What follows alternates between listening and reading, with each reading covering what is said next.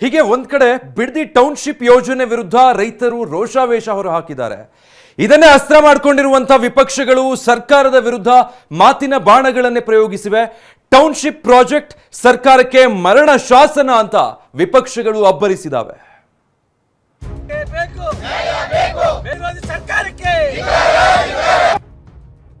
Bidadi township ರೈತರಿಗೆ ಮರಣ ಶಾಸನ. ರೈತರ ಎದೆ ಮೇಲೆ ಮರಣ ಶಾಸನವನ್ನ ಬರೀತಕ್ಕಂತ ರಾಜ್ಯ ಸರ್ಕಾರದ ವಿರುದ್ಧ ವಿಪಕ್ಷಗಳ ವಾಗ್ದಾಳಿ. Hotel Management with AI. Join IIHM, International Institute of Hotel Management. Bidadi ಟೌನ್ಶಿಪ್ಗೆ ಭೂಮಿ ಕೊಡೋದಿಲ್ಲ ಅಂತ ರೈತರು ರೊಚ್ಚಿಗೆದ್ದಿದ್ದಾರೆ. ಇದೇ ವಿಚಾರ ವಿಪಕ್ಷಗಳಿಗೆ ಅಸ್ತ್ರವಾಗಿದೆ. ಬಿಡದಿ ಟೌನ್ಶಿಪ್ ರೈತರ ಪಾಲಿಗೆ ಮರಣ ಶಾಸನವಾಗಿದೆ. ಈ ಯೋಜನೆಗೆ 90% ರೈತರ ವಿರೋಧವಿದೆ. ಫಲವತ್ತಾದ ಜಮೀನಿನ ಮೇಲೆ ಯಾಕೆ ಸರ್ಕಾರದ ವಕ್ರದೃಷ್ಟಿ? ಕಲ್ಯಾಣ ಕರ್ನಾಟಕ ಭಾಗದಲ್ಲಿ ಎಐಸಿಟಿ ಮಾಡಬಹುದಲ್ವಾ ಅಂತ ಪ್ರಶ್ನಿಸಿದ್ದಾರೆ.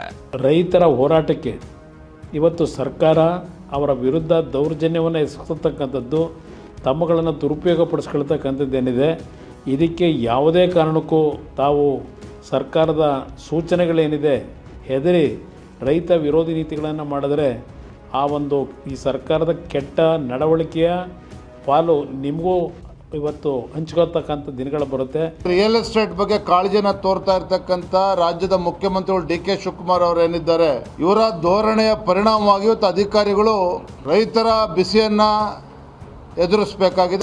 90% 95% ಜನ ಇದಕ್ಕೆ ಒಪ್ಪಿಗೆ ಸೂಚಿಸಿಲ್ಲ.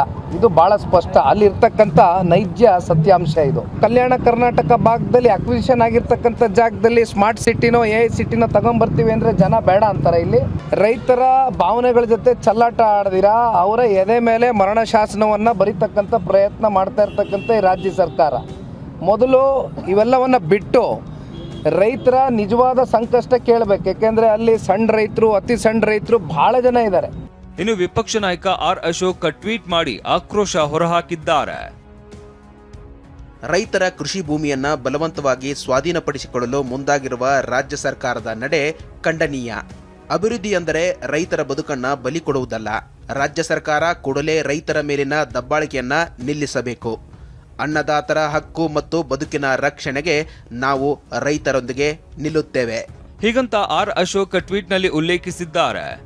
ಕೇಂದ್ರ ಸಚಿವ ಪ್ರಹ್ಲಾದ್ ಜೋಶಿ ಅವರು ಕೂಡ ಮಾಧ್ಯಮ ಪ್ರಕಟಣೆಯಲ್ಲಿ ರಾಜ್ಯ ಸರ್ಕಾರಕ್ಕೆ ತಿವಿದಿದ್ದಾರೆ. ರೈತ ಮಹಿಳೆಯರ ಪೊರಕೆ ಸೇವೆ ರಾಜ್ಯ ಸರ್ಕಾರಕ್ಕೆ ಎಚ್ಚರಿಕೆ ಗಂಟೆ. ಭೂಮಿ ತಾಯಿ ಉಳಿಸಿಕೊಳ್ಳಲು ಅನ್ನದಾತರ ಒಡಲ ಆಕ್ರೋಶವಿದು. ರೈತರ ಒಪ್ಪಿಗೆ ಇಲ್ಲದೆ ಅವರ ಜೀವನಾಧಾರವಾಗಿರುವ ಭೂಮಿಯನ್ನೇ ಕಿತ್ತುಕೊಂಡು ಮಾಡುವ ಟೌನ್ಶಿಪ್ ಅಭಿವೃದ್ಧಿ ಯಾರ ಉದ್ಧಾರಕ್ಕಾಗಿ? ಪೊಲೀಸ್ ಬಲ ಬಳಸಿ ರೈತ ಜಮೀನು ಕಿತ್ತುಕೊಳ್ಳಬಹುದು ಎಂದುಕೊಂಡಿದ್ರೆ ಅದು ಭ್ರಮೆ. ರೈತರ ಹೋರಾಟಕ್ಕೆ ನಮ್ಮ ಸಂಪೂರ್ಣ ಬೆಂಬಲ ಇದೆ.